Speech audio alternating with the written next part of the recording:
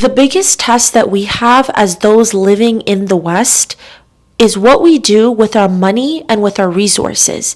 Because compared to the rest of the world, we have more than what we need. We have more food than we need. We have more clothes than we need. We have more things than we need. So, especially coming from a religious perspective, doesn't matter which religion you're from, most, if not all, religions are centered around the community, around communal well-being. As so much as to say, Prophet Muhammad, peace be upon him, he said, the parable of the believers in their affection, mercy, and compassion for each other is that of a body. When any limb aches, the whole body reacts with sleeplessness and fever. Essentially saying that when one person is in harm, when one person is being negatively affected, we all are. Everyone within this thing called the human family, when one person is affected, we're all affected.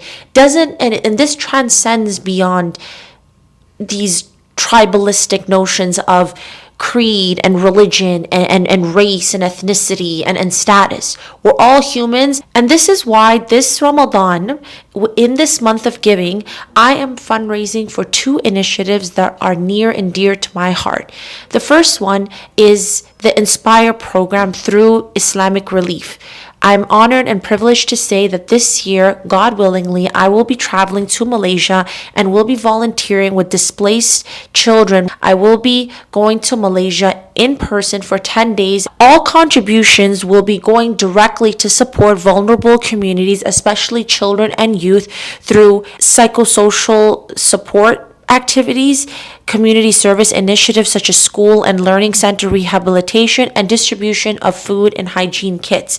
And what I will be doing in particular in Malaysia, I will be engaging in educational, recreational, and creative activities with children at selective refugee and stateless centers in Malaysia. I'm currently fundraising for a minimum, and I say minimum because I know we can do this, a minimum of $4,000. None of that money is going towards me when it comes down to my travel or my expenses, nothing. All that money, every single dime, every single penny will be going straight to these kids.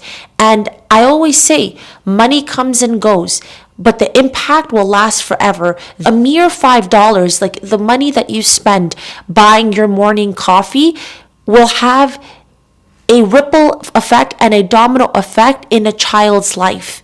And again, it doesn't matter if whatever religion these kids come from. This is a tactic to divide and control. Children are children. Children deserve humanity. Children deserve integrity and dignity no matter where they come from. The second initiative that I have partnered with this Ramadan and I'm currently fundraising for is for Naseeha Youth Helpline. This is North America's first and only Muslim youth-centered hotline that's running 24/7. It is confidential and is judgment-free and faith-centered. I'll give you guys a few stats of it right now. So recent trends show that 61% of calls were from service users between the ages of 23 to 30. 45% of text chats were from service users between the ages of 18 to 22. And average call lengths was around 34 minutes, ranging between 22 minutes to 66 minutes. Naseeha is now averaging 700 calls and 300 chats monthly, and currently have, I say only because I know we can do more, we have only 17 staff counselors. And this is an immense responsibility and an immense initiative, because mental health is physical health, and our youth are suffering. Especially in the times that we live in now, we need stronger mental health supports more than any time ever. And we're at a point where with technology and with our resources, our reach can extend beyond our immediate circle. And this is something, mental health, as much as it has been stigmatized by our ethnic communities. And again, this comes from culture.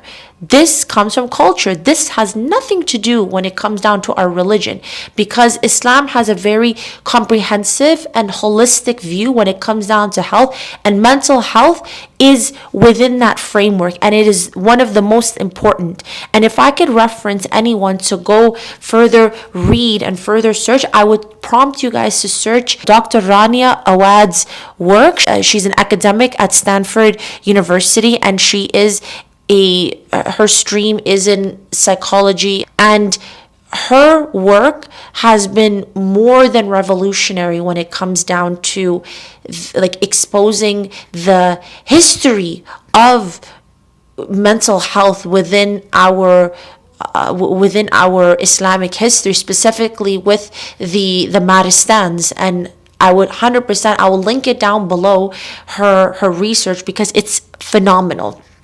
So all the money that you'll be donating to Naseeha as well, it will be going straight to support our counselors when it comes down to supporting more calls. Because at the moment, based on the statistic that I recently heard, 85 to 90% of monthly calls are taken.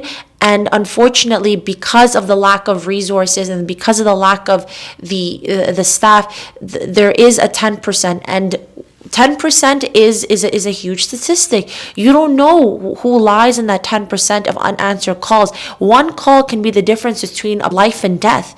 And there's times that, especially within the communities that we come from, that services like Naseeha are people's last options, unfortunately, because it's been so stigmatized. It's been like, what is my family gonna think? Oh my God, I have like depression, and mental health issues are real. This is not a joke, people. This is not something to be undermined. And if I could end off this video with saying that, I'm going to reiterate this again. Money comes and goes, and we have to really reshift our priorities and focus when it comes down to where we spend our money.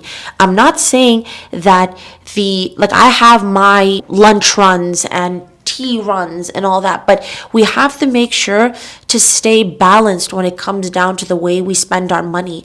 And within Islam, whatever money that you spend for the sake of God, God will reward you immensely for that and bless everything that you do. And if you donate and if you spend that money in charity with a pure intention that you're doing it solely for the sake of God and solely for the goodness of humanity, you will receive like 100 times more of that reward. There was an economic study that I came across recently in a video that said that the people who give more money away actually become more richer. And based on the study that they had conducted, for every dollar that a person gained, they gained back $1.60. So I hate to say that we said this 1400 years ago, but nevertheless, we need tangible, quantitative results to convince people within this day and age. And that's okay. That's within your prerogative. Nevertheless, the links to donate are down below.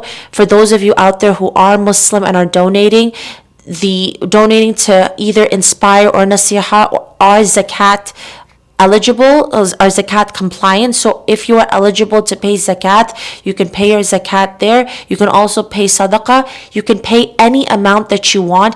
Don't undermine the power of $1. You may see it as only $1, but that $1 to a child means the world.